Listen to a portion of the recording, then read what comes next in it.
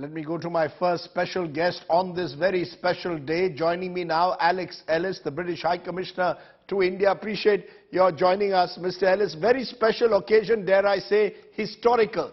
A word that is often overused and misused. First non-white Prime Minister of Britain, first of Indian origin in a way, that too on Diwali Day. So truly historic, or history in the making, isn't it, Mr. Ellis? I think it is a big day, and it reflects the country which I represent and how it's changed over the last generation or so. That you have people of Indian heritage running large businesses like Diageo, Vice Chancellor of Birmingham University, former President of the Royal Societies, academia, sport, you name it, and of course politics. You have British people of Indian heritage really to the fore, and that is a reflection of the diversity of the UK, attracting talented people from all over the world and where people are succeeding. But of course, Mr. High Commissioner, Rishi Sunak not elected but selected in a way by the Conservative Party. Do you believe that from that point of view, from the general public in the UK, is he an acceptable figure? Is this an acceptance of this new United Kingdom, more diverse, that you just spoke about? I think the New Britain has been there for some time and grows all the time. And of course, it's a particular thing that it's happened 75 years after India's independence from the UK. The process for how you choose the leader of the Conservative Party, that's a matter for the Conservative Party, but the King has, His Majesty the King has asked Rishi Sunak to form a government, and that is what he's now doing. So now that has to get down to work, as he said himself, outside number 10 Downing Street a short while ago. I'll come to one of those challenges in a moment, Mr. High Commissioner, but you mentioned at the very outset the word diversity, and you believe this is a celebration of diversity. Do you believe this diversity is not just at the top, but also spreads across all layers today of British society? Is Britain today far more inclusive and accommodative than when you were growing up? Do you believe it is a result of migration policies? What do you hold responsible for this remarkable diversity that we are seeing in Britain today? It's a product of Britain's history. It's a product of the determination, the attractiveness of the United Kingdom.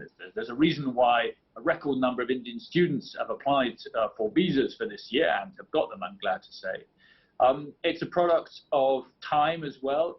As I said, my grandfather fought in the 16th Punjabis here in India.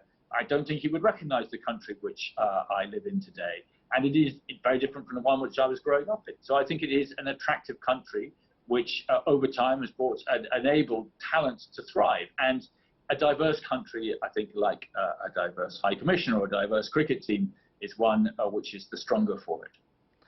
But is there something about Rishi Sunak specifically that we in India, Mr. High Commissioner, ought to know about or we don't know about? We know, of course, that he is the son-in-law of Narayan Murthy and Sudha Murthy of Infosys.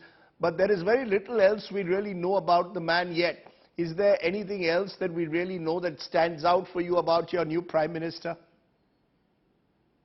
I suspect, no doubt, we'll all learn a lot over the coming days and weeks, but he is facing with the government a considerable task in terms of the need for an economic recovery, dealing with high inflation and high interest rates like the whole of the developed world.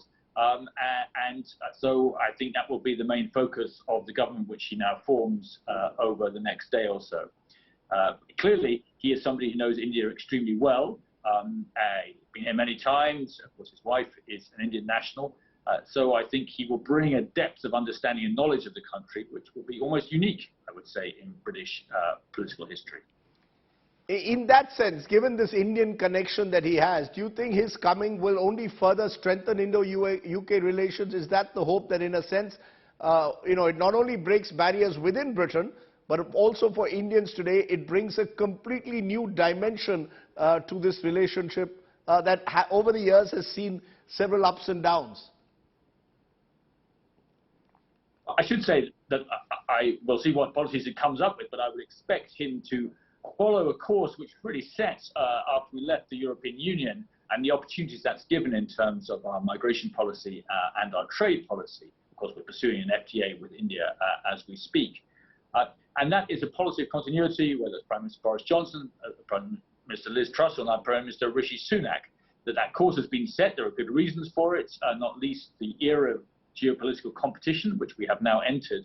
And the UK and India, I think, are particularly well suited to tackle that together. That's why we've been working together on defence. I was at Def Expo last week, and it's clear we can do more together on that. Whether on mobility and migration, Indian nationals now the #1 nationals for our main visa categories, including students and skilled workers.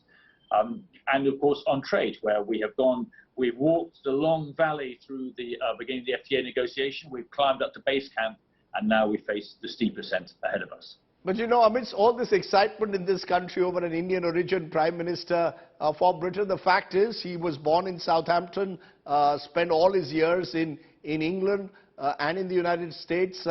Will India be a priority for your new Prime Minister and your government, or will the government still remain more inward-looking given the magnitude of the problems you face, inflation highest in 40 years, high energy prices, cost of living, and the general sense of economic and political instability? The British government, successive governments now have put India as a high priority in terms of our international relations, and with good reason, as India grows and emerges ever stronger in the world. And I would expect continuity for this government from previous governments. These days we know that the internal challenges also require external solutions. One of the reasons for our inflation, as I've said, is because of Putin's invasion of Ukraine. So it's hard to separate the two. So I would expect to see, for example, the free trade agreement, continuing ambition for an ambitious and balanced agreement. One ticklish issue remains, I can tell you, a lot of Indians still asking, will it now become easier to get a British visa or not? Well, I'm glad to say that our visa team has worked outstandingly over the last few months to reduce the backlog of visas, so we are now turning around the good majority of visas within our 15-day standard time. I'm glad to say that that included a vast number of students who are applying for this year. And so actually, I think of the nations which Indians want to travel to or work in, the United Kingdom is dealing with visas faster than many others. So what I hope, I think the next decade is going to be one of far deeper UK-India partnership. I think we're well suited to work with each other. And I hope that will continue under the Rishi Sunak government as it has under his predecessors. A final question, Mr. High Commissioner, you mentioned cricket, and I know you're a huge cricket fan like I am. I want to end therefore with that. I have a young nephew who this morning predicted World T20 final could be India versus England. That could be a perfect culmination of this month. Rishi Sunak becomes Prime Minister. India-England final with India hopefully winning in Australia. That would be the second best outcome.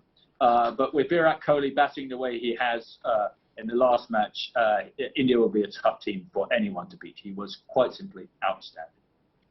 Well, either way, we look forward to that, and we look forward to so much more. Alex Ellis, for taking the time off and telling us what this special day means. Thanks very much for joining me at the top of the news today.